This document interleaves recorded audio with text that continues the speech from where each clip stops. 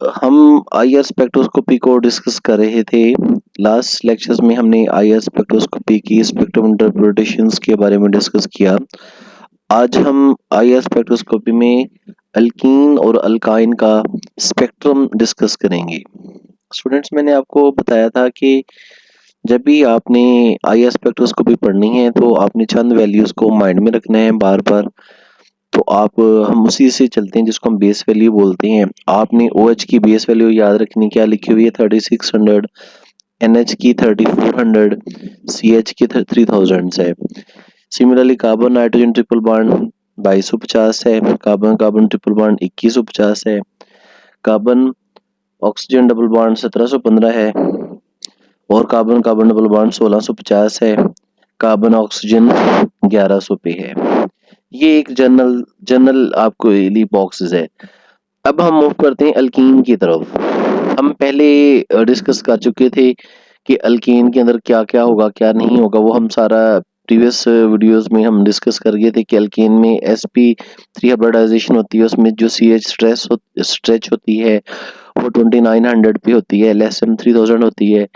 फिर इसमें CH3 की दो होती हैं, बेंडिंग मोशन होती है, CH2 की भी बेंडिंग मोशन दो होती हैं।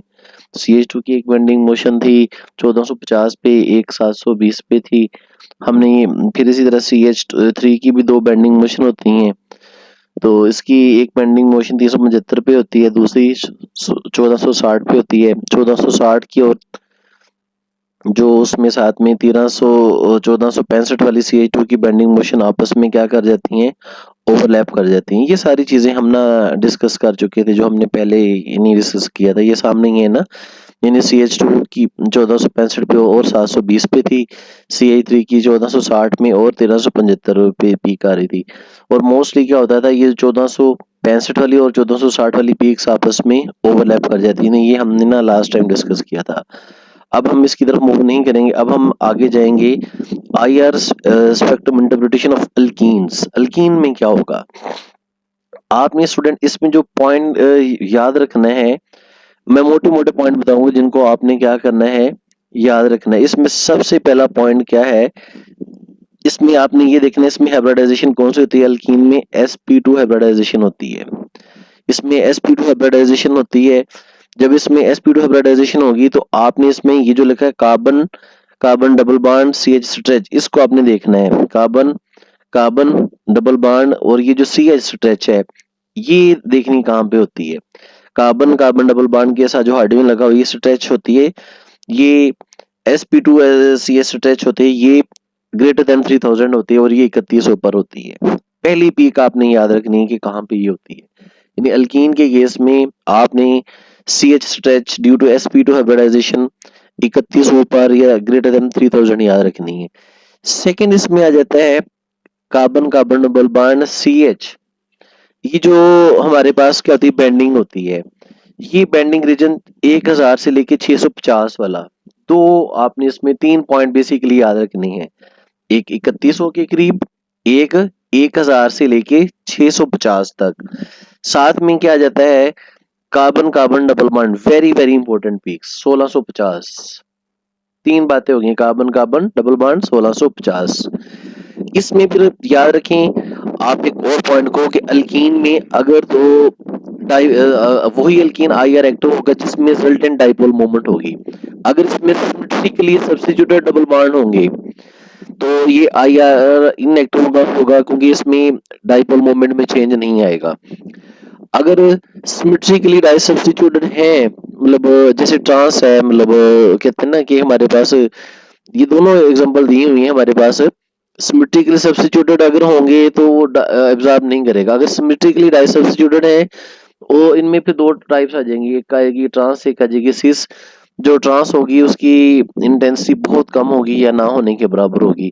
तीन बातें याद रखनी है, 3100 पर, दूसरी कौन सी 1000 से 1600, 1000 से 650 के बिटवीन, थर्ड वाली 1650 वाली पीक्स। अब हम ना डिफरेंट, मैं आपको स्पेक्ट्रम्स को एक्सप्लेन करने जा रहा हूँ। वेरी वेरी इंपॉर्टेंट वन है।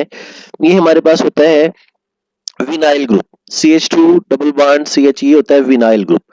अगर इसके साथ ये जो ग्रुप लगा हुआ है विनाइल, ये सी डबल बॉन्ड, आप देखें ये अल्कीन की निशानी, इसमें sp2 हाइब्रिडाइजेशन हो रही है।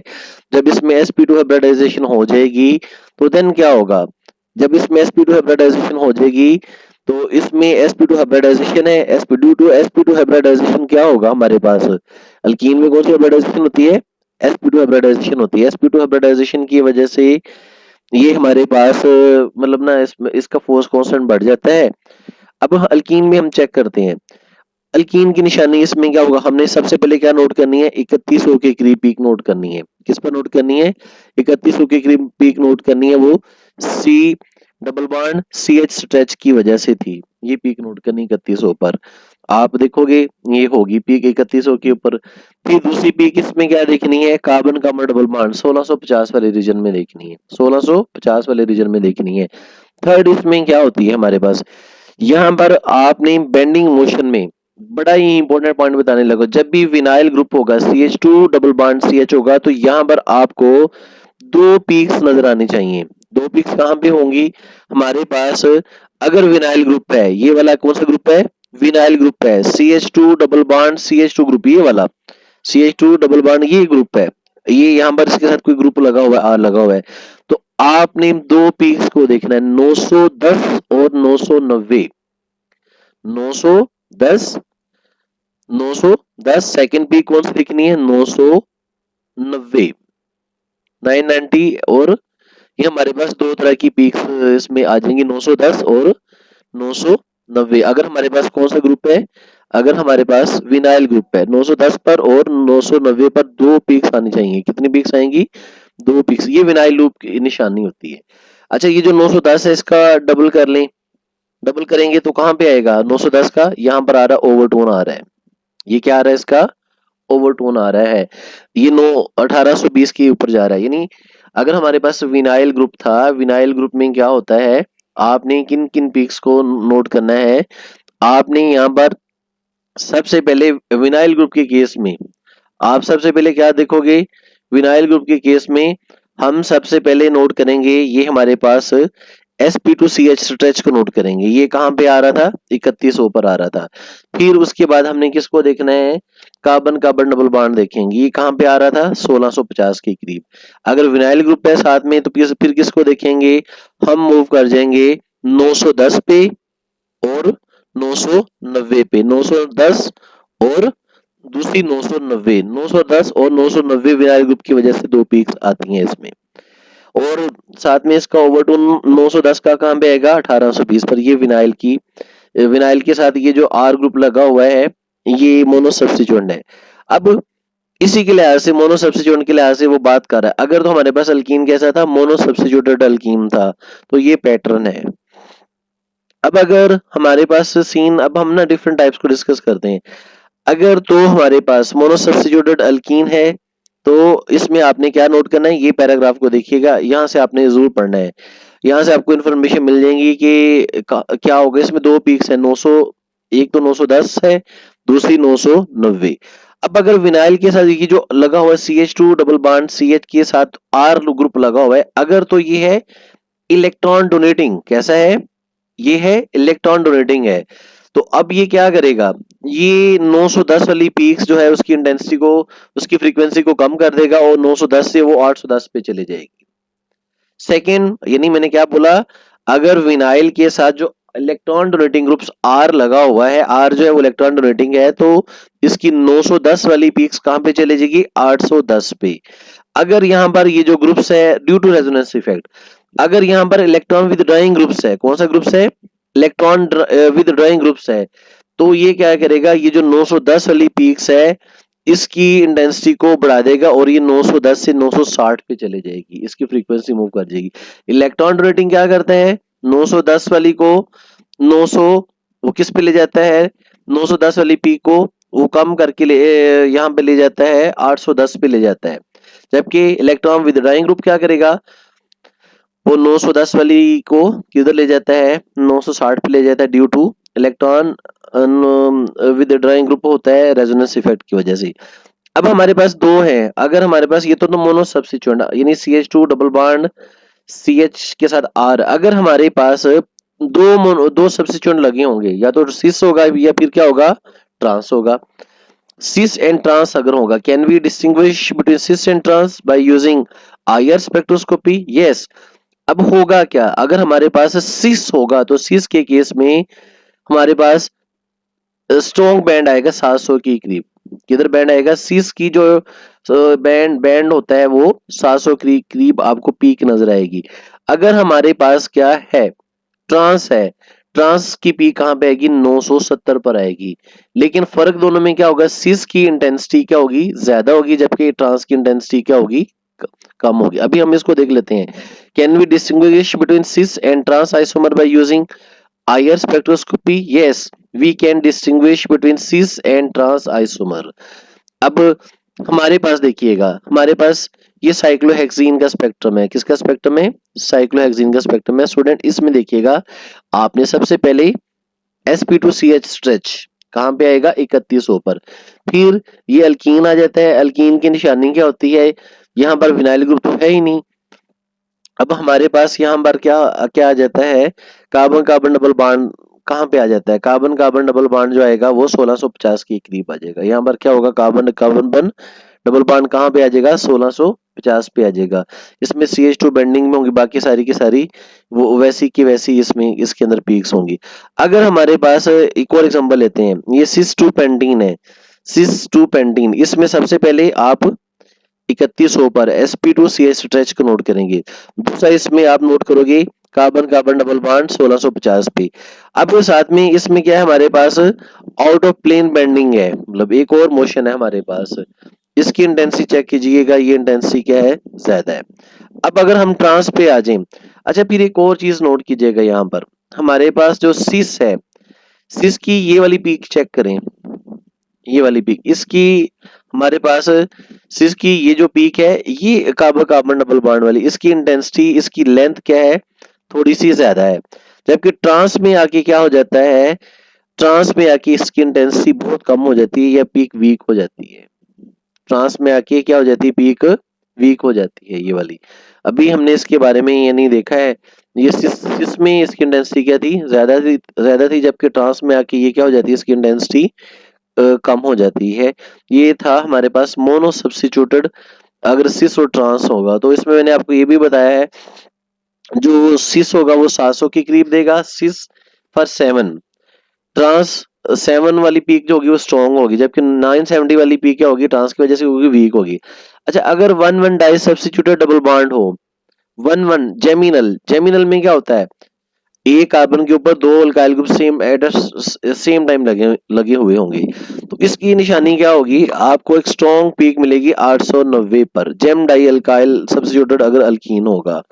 अगर ट्राई सब्स्टिट्यूटेड होंगे, यानी दो कार्बन है डबल बॉन्ड वाले, दो कार्बन दोनों में डबल बॉन्ड है, तो पहले कार्बन के ऊपर दो ग्रुप लगे हुए हैं, दूसरे पर भी लगे हुए हैं, तो ट्राई सब्स्टिट्यूटेड में कहां पर आएगी पीक, 815 पे आएगी।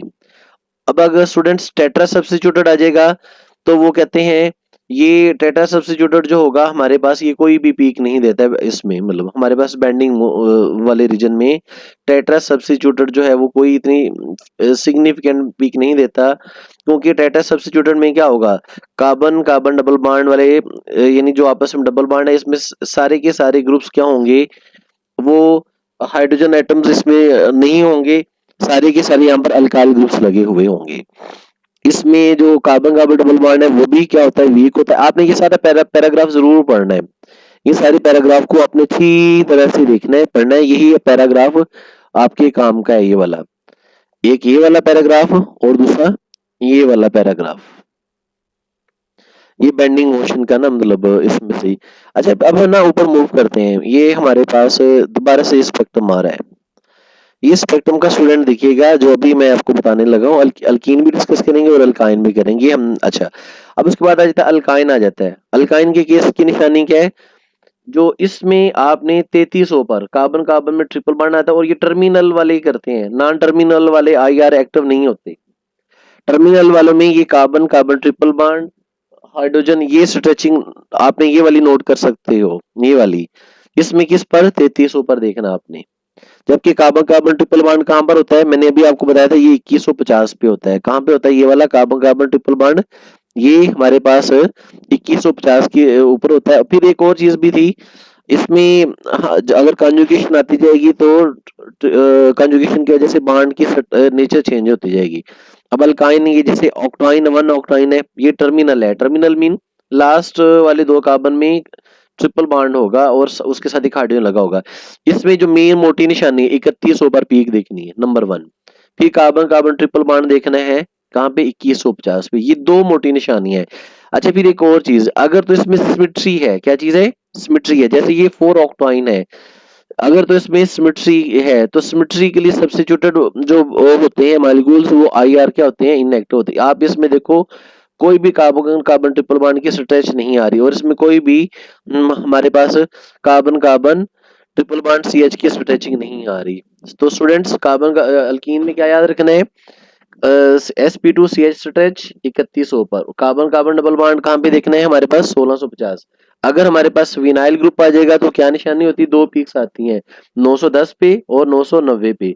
और साथ में क्या आएगा, ओवरटोन आएगा 920 पे, 1820 पे आएगा 910 का जो ओवरटोन होगा।